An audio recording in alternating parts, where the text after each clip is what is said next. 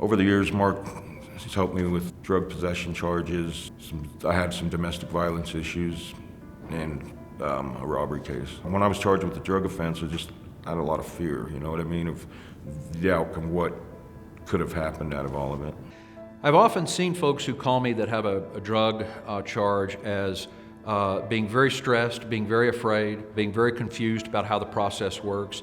And there's some specialized rules for drug-related crimes in the state of Colorado. So what my goal is to alleviate that stress by explaining to them what those specialized rules look like. For instance, there is a possibility of having that drug charge reduced down to a misdemeanor, even if it was charged as a felony. There are the possibility of even having a felony charge dismissed as long as they comply with what's called a deferred judgment and sentence.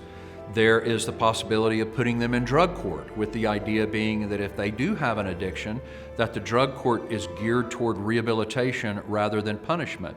What our goal is in that drug case is really always twofold: no additional jail time and limiting what goes on their official criminal history as a result of the case. And what we're able to do is to chart a path to achieve both of those objectives.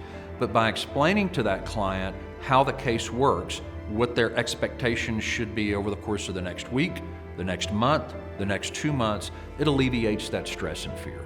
One of the things that I often see folks make a mistake with if they've been charged with a drug crime is talking to the police. Don't talk to the police. That's the best rule. If that police officer is trying to do an interview with you, don't. Instead, talk with an attorney first. Mark was able to help me with the charge by standing by my side and just helping me through court, and there was a lot of negotiations with the district attorney and stuff. Mark and Kim they're great, you know, and I'd highly recommend them to anybody.